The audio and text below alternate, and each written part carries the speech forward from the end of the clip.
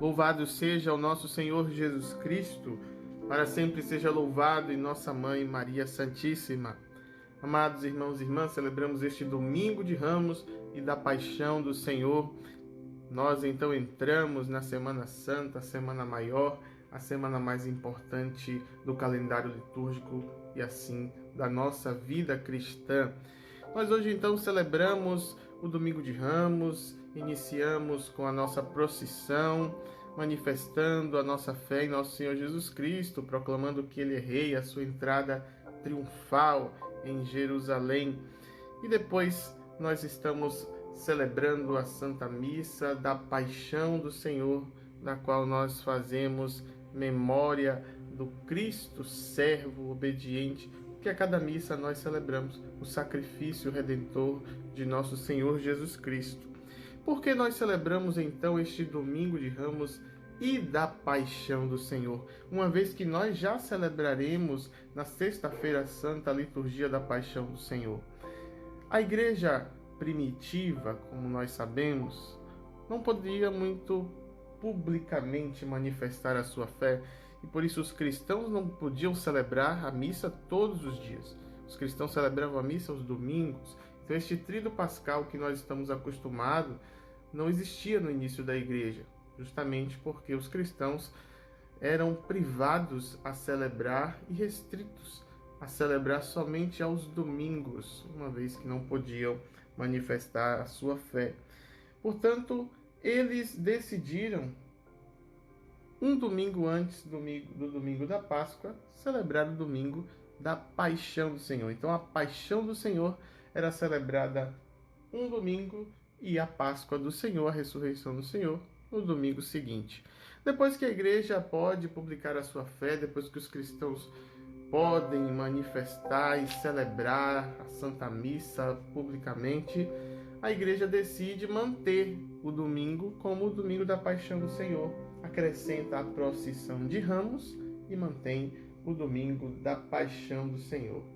Nós podemos pensar, mas mais uma vez celebrar a Semana Santa. Pensar, já sei quais são os ritos, já sei que na quinta-feira tem o lava-pés, na sexta-feira o beijo da cruz, no sábado a celebração do fogo, no domingo a missa da Páscoa, como se a gente entrasse numa rotina que não nos dissesse mais nada. Tem um filósofo, o Heráclito, que ele tem uma frase muito interessante. Ele nos diz que ninguém pode se banhar no mesmo rio duas vezes. Ou seja, ninguém pode mergulhar no mesmo rio mais de uma vez, porque aquela água já não será a mesma, ou seja, já não é mais o mesmo rio, é outra água, são outras condições. Por isso também nós entramos na Semana Santa conscientes de que nós não estamos numa monotonia, não estamos repetindo coisas, nós estamos vivenciando, e a cada ano nós entramos no mistério, porque o mistério de Cristo não é inerte, é um mistério que está atualizado, um mistério que acontece agora. Portanto, não é mais uma repetição dos gestos de Cristo na última ceia, não é uma simbologia que nós vamos manifestar, embora haja as encenações da Paixão de Cristo, como nós vamos fazer, na Sexta-feira Santa, na Via Sacra, a encenação da Paixão. Mas, quando nós celebramos no altar do Senhor a Santa Missa, pela liturgia, nós vivemos realmente o mistério da paixão, morte e ressurreição de Cristo, não como teatro, mas como a salvação que se atualiza, que entra na história e assim nos faz participantes deste grande mistério. Toda a nossa vida é uma Semana Santa.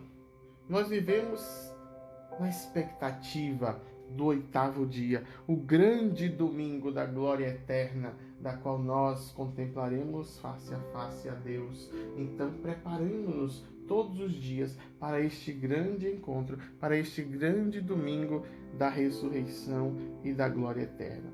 Nós estamos vivendo o ano A, o ano de São Mateus. Todos os evangelistas falam sobre a paixão de Jesus Cristo. Todos eles vão tratar sobre este assunto. Alguns vão trazer elementos que outros não trazem. Por exemplo, hoje nós lemos o Evangelho de Mateus, porque estamos no ano A, e Mateus tem algumas características que Lucas e Marcos não trazem. João é o Evangelho sempre lido na Sexta-feira Santa, né? A Paixão de Cristo segundo João. Uma das coisas que Mateus traz de exclusivo em seu Evangelho é a morte de Judas. Judas que se desespera depois de trair o Senhor. Depois de trocar o Senhor por moedas. Judas se desespera e deixa claro então a inocência de Jesus. O desespero de Judas é sinal da inocência de Jesus, da sua consciência pesada de ter entregado o inocente, de ter entregado o Filho de Deus por moedas. E aí nós pensemos, quantas vezes nós traímos também a Jesus?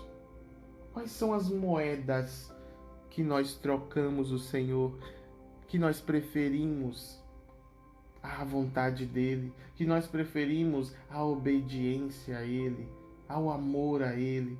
Então pensemos nestas moedas que nós possamos também estar trocando o Senhor. Depois, outro detalhe que Mateus traz em seu evangelho é o sonho da mulher de Pilatos, bem como o fato de Pilatos lavar as mãos. A mulher vai dizer, olha, eu sonhei com esse homem, me incomodou a noite toda. Pilatos vai dizer, eu não encontro nenhum crime neste homem. Ou seja, os romanos reconheceram a inocência de Jesus, mas os judeus não aceitaram. Os judeus não quiseram. Os judeus, o seu povo, rejeita. E veja, nós somos o povo de Deus. Nós somos o povo escolhido. E quantas vezes nós podemos também rejeitar o Senhor? A igreja do Senhor que Ele constituiu. As nossas infidelidades que também podem rejeitar o seu amor por cada um de nós, a sua vontade, a sua santidade em nós. Outro detalhe que traz o Evangelho de Mateus é o fato do véu do templo que se rasga. Lucas e Marcos também trazem esse detalhe, mas Mateus fala que quando se rasga o véu do templo, os corpos dos santos ressuscitam, saem dos túmulos, são vistos na cidade, para mostrar que a morte de Cristo é redentora, que a morte de Cristo nos traz a salvação. Ele morre para salvar, para ressuscitar aqueles que jazem na sombra da morte. E nós podemos pensar, mas como a salvação, a morte de Cristo nos deu a salvação se eu ainda nem tinha nascido? Para Deus não existe tempo, Deus não está preso no tempo. Então, ele se antecipa na história porque para ele o tempo não existe e ele salva aqueles que ainda nem tinham nascido, como eu e você. Nós somos alcançados por esta salvação, por Deus que entra no tempo e na história para salvar-nos. Antecipa-se no tempo, porque ele não está preso ao tempo. Cristo então mostra-se obediente ao Pai, obediente até a morte e a morte de cruz. Nós não sejamos rebeldes diante da vontade de Deus, mas sejamos obedientes como Cristo, que entrega a sua vida na cruz como um ato extremo de amor, primeiro ao Pai, depois a nós. Mas é uma expressão de amor profundo a Deus que é Pai, porque Deus nos ama de modo infinito. Deus nos ama de modo infinito. E para nós amarmos a Deus de volta, deveríamos amá-lo também de modo infinito. Mas nós somos imperfeitos, nós somos fracos e não conseguimos amar a Deus de modo infinito como Ele nos ama. Por isso o Filho se faz homem, para que o coração humano possa amar a Deus como Ele merece.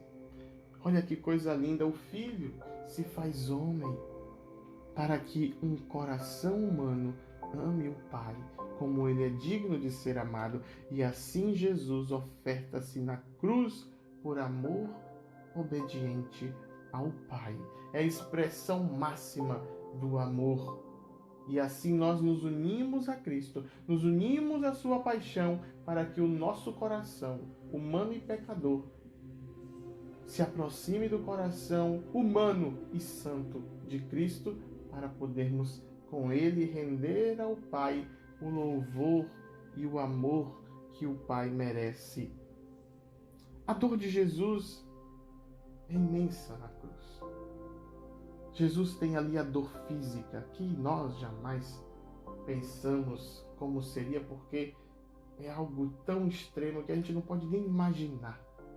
A dor de Cristo, da flagelação, da expoliação, da coroação de espinhos, das chicotadas que recebia, dilacerando a sua carne, arrancando a sua carne. Mas outra dor também doeu em Jesus.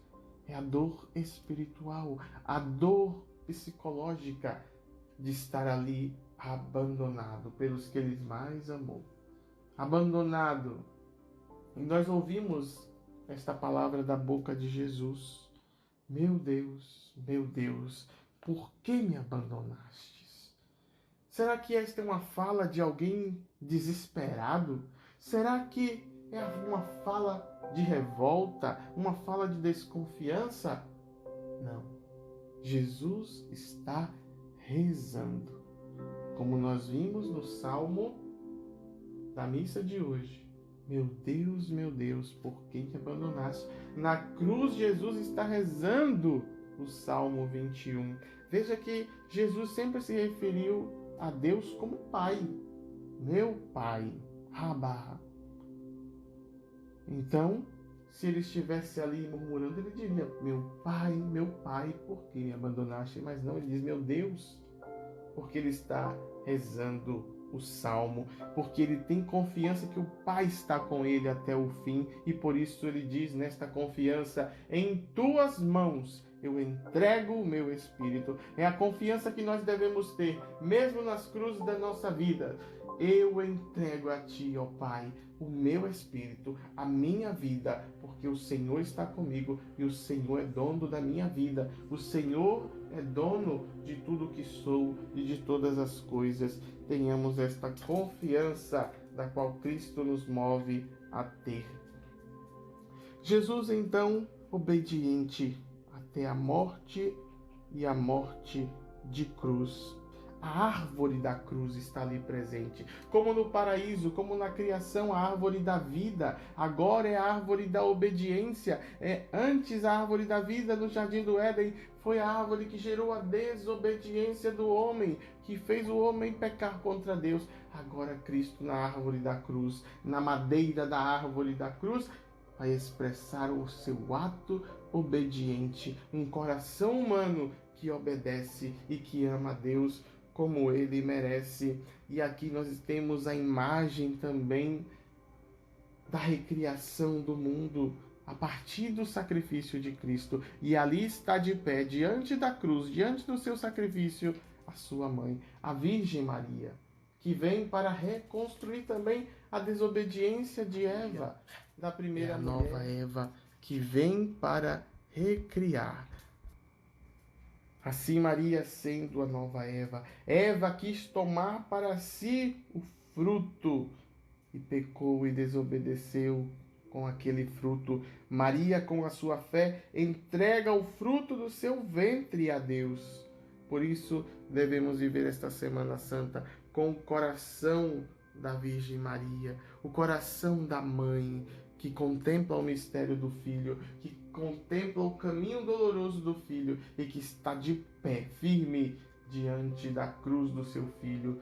Que experiência maravilhosa você terá se você passar esta semana com o coração da Virgem Maria, com os sentimentos da Virgem Maria, unido à Virgem Maria. Assim viveremos uma verdadeira Semana Santa. Assim experimentaremos as verdadeiras graças desta semana.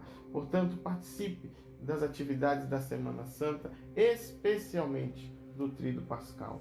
Um cristão católico não falta às celebrações da paixão, morte e ressurreição de Cristo. Um cristão de verdade não falta o tríduo pascal.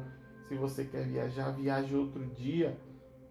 Semana Santa não é feriadão, é dia de você estar unido à paixão do seu Salvador, do seu Redentor, do nosso Senhor Jesus Cristo.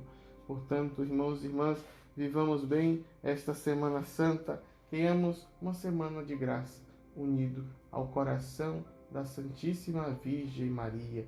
Que assim seja. Louvado seja o nosso Senhor Jesus Cristo, para sempre.